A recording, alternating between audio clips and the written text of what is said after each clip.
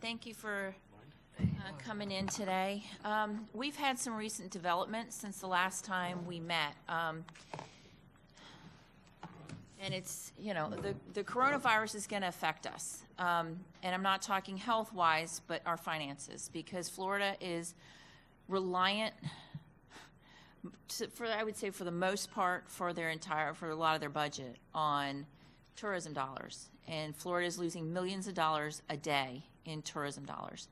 We're very concerned about our finances. The news we're getting from Tallahassee and that we're hearing is that our financial condition for next year is deteriorating rapidly.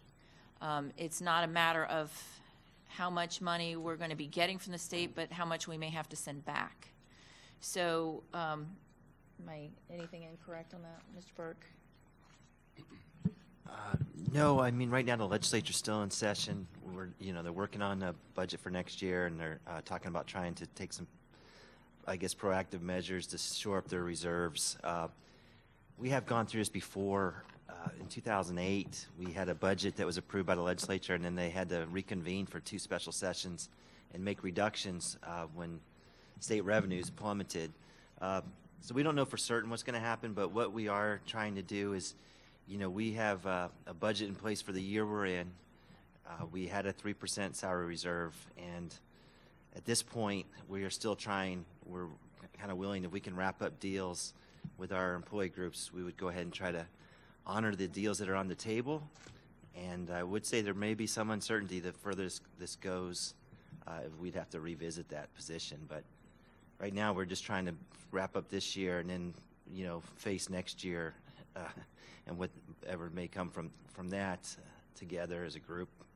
Yeah, and what I had shared with the union, and I've shared this with all the unions, any language that's outstanding that you have, that we have, we'd like to continue talking about them outside of bargaining, in informal ways so that we can maybe come up with almost like, trying to think of the word, in collaboration, and come up with some solutions so that when we come to the table the next time, we've kind of figured out where both parties are, if there's ways we can meet some of your needs, meet some of our needs, and then so when we come to the table next time, we have a lot of the language either already done in MOUs or somehow addressed so that we both understand it, and then we can convey it to the membership, and we can agree to any kind of communications you want. But as Mr. Burke said, we put it on the table with all our unions that we want to get to the table as fast as we possibly can and get the 3% in the hands of our employees when we have it. So we're meeting with ASOP this afternoon. We had to quickly schedule one with those. The teachers union, we weren't scheduled to meet with them until I think April 2nd. We're meeting with them on Monday. We'd like to take as many of these to the board on Wednesday the 18th as we possibly can. That way it's board approved. Then all you have to do is get it ratified. So what we're passing out now is a stripped down version of our original proposal for Article 20, which is the salary. The only changes in there are the 3%. Well, take that back. There's one section on that, it's on page 2, where they had sergeants and it had their special duty assignment amount and it had take-home vehicle in parentheses. We need to take that out because we don't want anybody to think that, that provision has something to do with take-home vehicles because we have so many of them now. But that provision, and then 20.5, we just changed the date. We increased the min and the max on the salary schedule by 1%. Everybody in the unit gets 3%, and that's it for our proposal. And we would hope that we could reach a tentative agreement today on this, just so that we can make sure that the officers do get the raises. So the step plan proposal from last time from us is rejected. Correct. At this time, we can't even. There's a lot of political aspects to that, but given our financial outlook, it makes it even more critical that we don't make promises to our employees that we don't know that we can keep. So we'll look at it further, figure out pricing, figure out what kind of politics are at play. It gives us more time to really dig into it. And if you have any examples of ones that you'd like to share with us, you can certainly send them over to us and we'll look at those. And we'll consider it, but we just can't do it now. Given the financial situation we're finding ourselves in at this point, we just want to get the raises to the employees. Since the last session, were you able to look at the DADE comparison? I've been having conversations with Dade. Emailing with their chief negotiator. That step schedule's been in place for a long time. It's not something new. And the value of the steps are negotiated every year. So while there's a step schedule in place, that's not a guarantee of this is what you could look at it and say this is what I'm going to be making 10, 15 years from now, because those steps are negotiated every year. So I have a phone call that I'm going to be having with her soon to kind of go over how they do that and what kind of step schedules if they have for other employee groups. So we are talking with, her name is Dawn out of Miami-Dade Schools, but we are working with them. Go ahead, fellas, you can ask anything you wish. In regards to the Miami-Dade issue, on an addendum to their contract, it's 15 pages, it addresses various topics, but on page 12, I don't know if you have a computer, you could pop it up and see it. This is what it said for salary. I'll read it into the record for our membership to see it. As a result of Senate Bill 7026, the scope of responsibility for school police officers has expanded significantly, therefore requiring extensive training. This training includes, but is not limited to, active shooter training requirements, crisis intervention training, incident containment team training, school resource officer certification, and frequency of school site drills, which we do. Now, this is the most important thing for our membership. Effective January 1, 2019, eligible employees on the B6 salary schedule, which is the step schedule that we presented last meeting, will receive an average of 5% for retention and recruitment of the referendum retirement accruing supplement, in addition to an average of 3% required training supplement through June 30th, 2019, equal to 0.5% of the full referendum retirement accruing supplement. I don't want this to sound harsh, is that after the last meeting, and I know my peers have gotten calls about it, that people felt it was not appropriate where it was indicated that the Miami School District is irresponsible, or whatever the term was for their fiscal status, or whatever term you want to use. You can refer to it back in the audio tape, because of the fact that they are larger than us, and they still were able to find monies for their officers. So I just want to bring that information to your attention. I appreciate that, and I don't mean any disrespect to the Miami-Dade schools. They just operate differently. We are more conservative in how we spend our money, especially non-recurring monies. I know they've done things where they took money out of the health care reserves to pay for raises for people, and we're not going to do something like that. We don't feel it's fiscally responsible. That's our philosophy. They have a different philosophy than we do. So, I appreciate that they do things a little differently. And from the language you read, and I would have to go back and talk to Miami-Dade and how they did it, it seemed like some of that money that you're talking about was funded through Stoneman Douglas. Correct. Or through their referendum that they did. So I would have to go and research which monies they used for which purposes to see if they align with what we understand the law to be. But just because some other districts do things doesn't mean that we should. I appreciate that, and we'll certainly look at what like I said, we'll look at what Miami-Dade's doing. We'll look and see if you want to send us any other school districts that have a step schedule for their police. We'll certainly look at those. But our urgency is to try and get the raises to you. All this language we do want to talk to you about. We want to get some of these issues addressed. I know that I've heard from some of your members who call me about, say, well, you guys ought to talk about this. And I said, you need to talk to your union. So I always send them back to you. So I don't know if you're getting those calls as well. But there are some non-monetary things that are in the contract that we would like to address as well. But at this point, our urgency is to try to get the raise to you guys, have it at the board next Wednesday. Because the other thing we run up across, we've discovered with SEIU, we got the exact date. April 17th is kind of a soft deadline to get the raises ratified and approved by the board for us to input them into the system for this fiscal year. The hard date is May 2nd, and that would mean you'd have to have it completely ratified by May 2nd. May 1st. If it's not ratified by May 1st, we can't push the button on PeopleSoft to get the raises to your unit until after the fiscal year ends and the new fiscal year begins, which would be probably August or September of next year. So while the raises would be, we would have agreed to them, they're not going to be input and the officers won't see them until their checks in the fall. So that's one of the other reasons we'd like to get the fiscal year closed out with all the raises in it, budget year closed out, get these to the board as soon as possible so that we make sure that the employees do get the raises that we're offering. All right, so ultimately, the membership is going to have to vote on this. If you guys have nothing else right now, I'd say we caucus. I got a couple of things. Just out of curiosity, so you don't think that the school districts can be reimbursed for any of this loss by the federal government? I don't know how they would. I mean, because if you think about the state, we're talking about the state budget. It's not necessarily because we're impacted, like we're paying for test kits or something for Corona.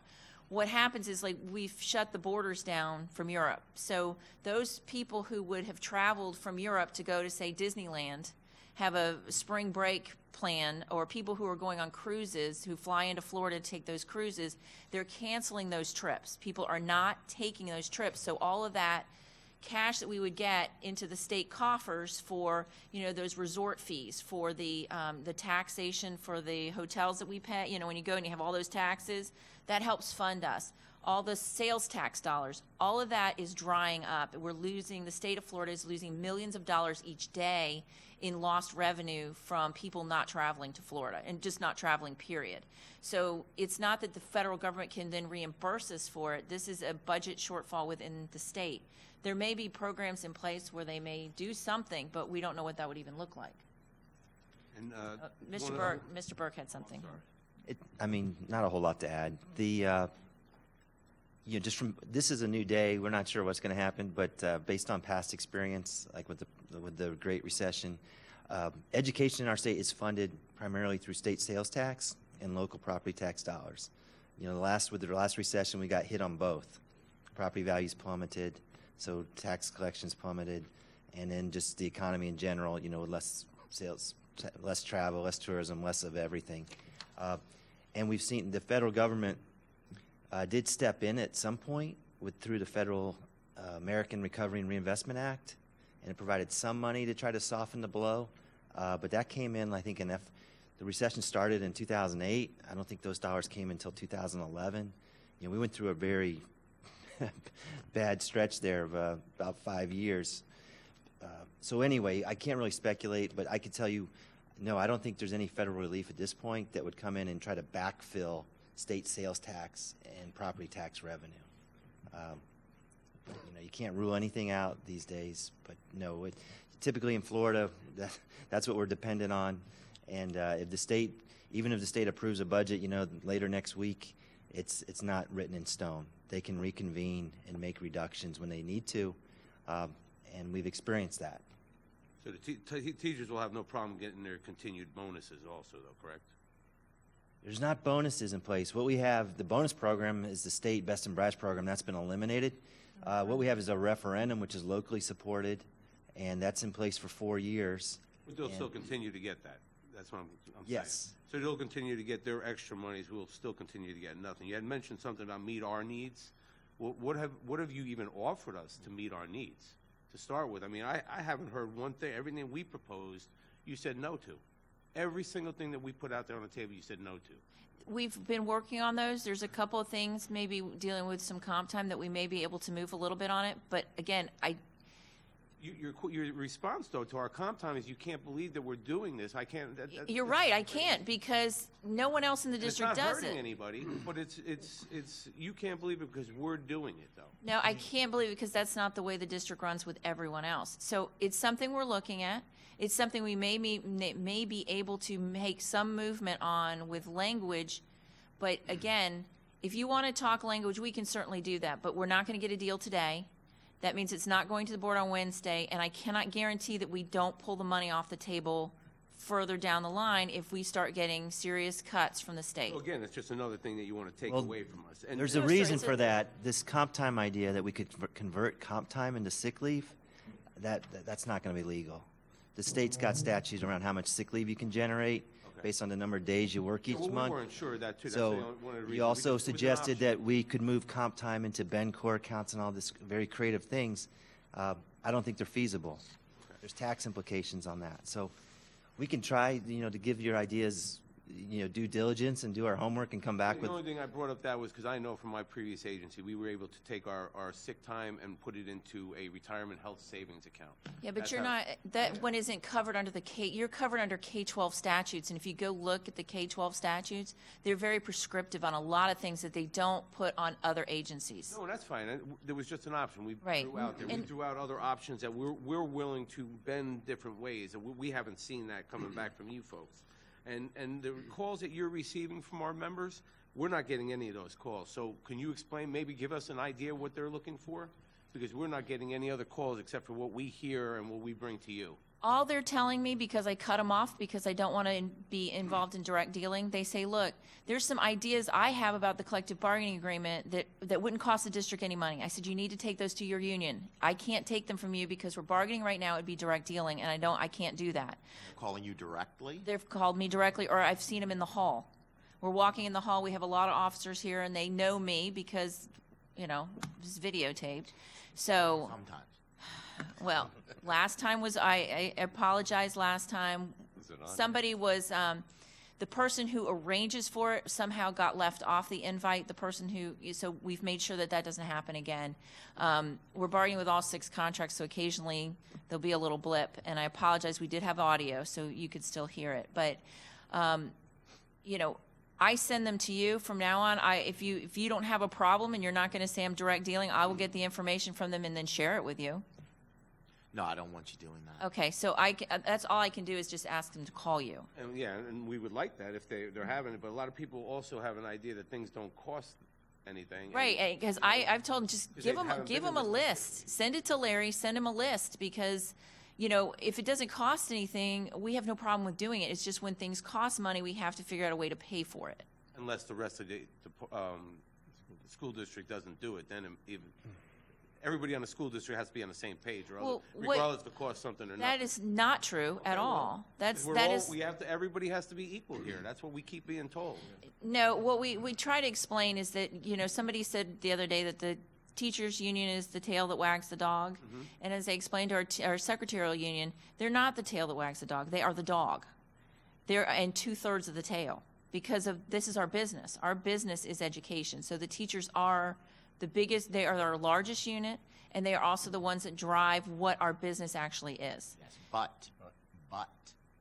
I know, you guys keep us safe. And listen. You guys are our first line of defense. We completely you understand have that. a police department here, I understand that. okay? I recognize, I'm the one that said the teachers that wag the tail that wag the dog are the teachers, because I heard it from your side by Mr. Hayes many years ago, and I recognize I do that. miss Mr. Hayes. He was a great guy. So, Not saying that you're not nice. He was That's great. okay. But you have a police department that cannot be just pushed to the side like their second, third, or fourth choice. We feel like we're an inconvenience, is And, basically and what it is. that's a fair way of putting it, Mike. The, It can't be an inconvenience for you or an unwanted expense. Can I speak to that just for a minute? Because I don't think you could be further from the truth. Our district's made a huge investment in the school police department. We've doubled the size of the budget in the police department in the last couple of years. It's gone from 20-some million to over 50 million. We've added, we're up to now, we went from about 150 officers. We've got 250 officers, and that does not include, that's just school-based officers, plus the command structure, everything else. We've bought over 100 vehicles. We are putting more resources into school police every day. So the board's commitment to the school police department and the safety of our students is like unprecedented. We've made a bigger investment than any district, likely, definitely in the state, maybe in the country. So there's plenty of resources going into your department. The 3% is, we wanted to get back one more time here because I think time is of the essence. We wanted to be fair. If we're going to we got a conceptual agreement with one group we're going to try to sign off this afternoon, and we're extending that offer basically to all our employees one last time to try to see if we can wrap things up. It's no disrespect to anybody. 3% is what we're able to do. It's what we're offering to every group. And, the state's trying to maintain a 3% raise for their state employees in their budget. I was at the healthcare district yesterday. They built a 3% increase into their budget. So it's kind of in line with what governments are able to do in this state at this point in time. And, I guess we just wanted to put it on the table one more time and give you guys a shot. And if you're not interested, we can continue to bargain, as long as it takes. I agree with everything you said, but I'm going to emphasize that every word you said was the department, the department, the department. We cannot care about the department. We care about our members. None of that money's come our way.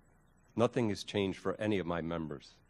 We are, and you don't like to hear it, we're the second lowest paid in the county. Undoubtedly. And I'll argue that to the cows come home. I'm going to argue to the cows come home that our members are frustrated.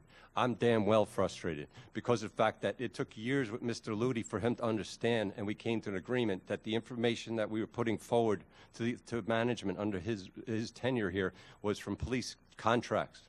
Now we're being told we're going to be treated like the other district employees. So then, therefore, is that our response is the following, and I believe in fact. Everything I bring forward is fact, but I haven't been able to verify this, okay? I was told by one of our officers, whose parents worked for Miami-Dade officer, that they are getting the $10,000. I have not been able to verify that because I like to be able to come forward to you and put it in front of you. So if you could do your due diligence and find that out, I don't, I would appreciate that. But you have to understand, again, our frustration. What am I being treated as? As a police officer, so then I should get everything that my peers in this local communities get? Or am I a school district employee and I'm not being a wise guy? So does that mean, do I get my 2 planning periods off? Do I get a lunch period off? Do I have to start going through every other CTA contract and ASOP? No, that's freaking ridiculous. It's very frustrating. I can tell you one thing school police get that most other employees in the district do not, and that's the ability to earn overtime. And we are spending more on overtime than we ever have. It's increased over $1 million a year. And I know that's a need, and the officers are working to earn that money, but it's something that other employee groups would welcome and that we don't have the capacity to offer. So that is one benefit, I think, to be an officer is that if you want to put in that time and boost your earnings and boost your ultimate pension benefit, you have to put can in do a that. lot of time You got to to put do the that. time Which in. the three of us do, and we're putting in that time and that effort, right? And not to sound like a martyr, is at the end of the day, with those extra couple hundred hours of overtime that I'm sure 3 of my peers, including myself, do, I still even do not make the same amount of money as a peer who has 13 years in local communities that surround us. Or that's what I have, 13 years. Or these guys, whatever their total dollar amount. So what we're doing is because of the fact just to be able to get by. So I do appreciate what you said, and what you said is fact. But you know what? Who's paying for that? Now the school district was, but prior to that, it was who? The schools were paying for that. It was the mom and dads doing spaghetti dinners, raising money for the softball team to pay O'Sullivan to be at the game. So, we could stay here and argue back and forth all day on this. And a lot of the overtime is built in because of the requirements by the state. And the overtime that you guys are incurring now is because we also have a whole lot more officers that are here, and the state's requirements that are here. It's not because what we're drawing up or somebody else. It's just because it's what the state is requiring us to do. Well, I appreciate everything you said. I can tell that you're really frustrated. We're a little frustrated on our side as well. But we'd like you to consider the 3% offer. If you'd like to caucus and think about it and take some time and come back, we'd like to hear your offer on the 3%. I have a question for Mr. Burke. The custodians, they don't make overtime? They can't make overtime? What about the bus drivers? No, they can. Any hourly employee is entitled to it. All right, either because you just overtime or said that we comp were the time. only I'm union. talking that- from a budgetary perspective. We do not allocate an overtime budget to the schools for their custodian. So if the occasion arises, where there may be, and I'm not ruling out that there's not some level of overtime, but the school then has to find a way to pay for it. So All right, If you 'cause look, we just had an audit recently on school police overtime by our IG's office, so it's fresh in my mind. But if you looked at any department and the level of overtime, your work just lends itself to the most amount of overtime. And in this last couple of years, with all the heightened security expectations, overtime's, we're now covering events that we probably would not have done in the past with having an officer present. So we have allocated funds to our schools to cover some of these events. It's a mixture of money that pays for it. A lot of it is the district, the most of it. There's some lease revenue that comes in that'll cover if it's related to a lease. And then the schools may support some of it through their internal accounts. Want to step out? Okay. We'll step out. Okay, thank you.